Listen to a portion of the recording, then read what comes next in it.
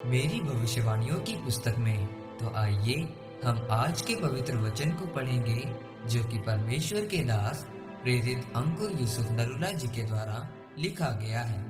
दुखों में आप क्या बोलते हैं, जैसा कि दूसरा राजाओं अध्याय 4 उसकी 26 आयत में लिखा है।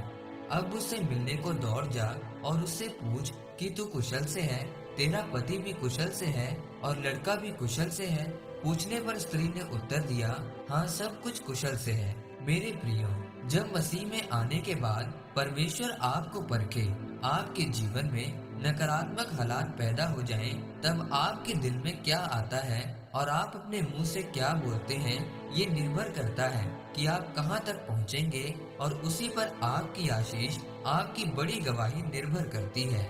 मेरे प्रियो, हम बाइबल में दूसरा राजाओं की किताब में उस सुनेमिन औरत के बारे में पढ़ते हैं कि उसने परमेश्वर के दास एलीशा के लिए अपने घर में उपरौठी कोठरी बनाकर दे दी थी और फिर परमेश्वर के दास ने उसे आशीष दी कि वसंत ऋतु में तेरा एक बेटा होगा। और जब वह लड़का बड़ा हुआ तो एक दिन वो मर गया।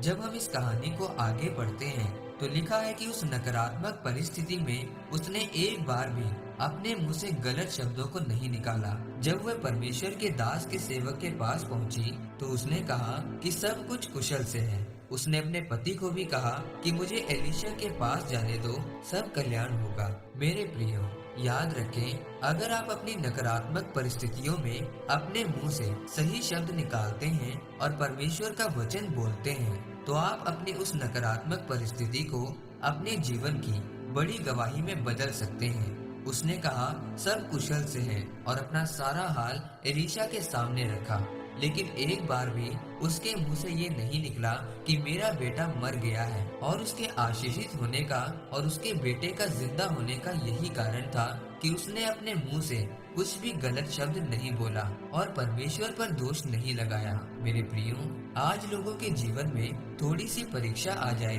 तो वो बोलने लगते हैं कि परमेश्वर तो मेरी सुनता ही नहीं है। थोड़ा सा दुख क्या आ जाए वो परमेश्वर से शिकायत करने लगते हैं और अगर परमेश्वर कुछ समय के लिए उनको आशीष ना दे तो वे कुड़कुड़ाकर प्रार्थना करनी छोड़ देते हैं। मेरे प्रियो, आपके जीवन में नकारात्मक परिस्थितियां आएंगी, लेकिन उस समय आपके दिल में और मुंह पर क्या आता है ये निर्धारित करेगा कि आपकी आशीषें कितनी ज्यादा और बड़ी होंगी। इसलिए मेरे प्रियो, अपने दुख और परख और जब आपके जीवन में नकारात्मक हालात बने हुए हों उस समय पर भी परमेश्वर की महिमा करें।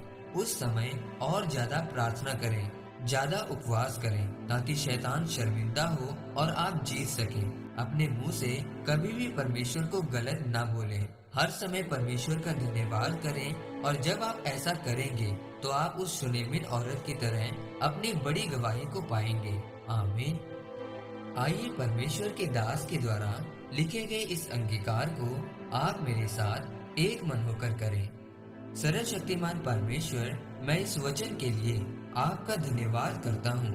पिता, मैं अंगीकार करता हूँ कि मैं अपने बुरे या नकारात्मक हालातों में भी आपकी महिमा करूँगा और अपने मुंह से आपकी ही आराधना करूँगा। प्रभु यीशु मसीह के सामर्थी नाम में, आमीन।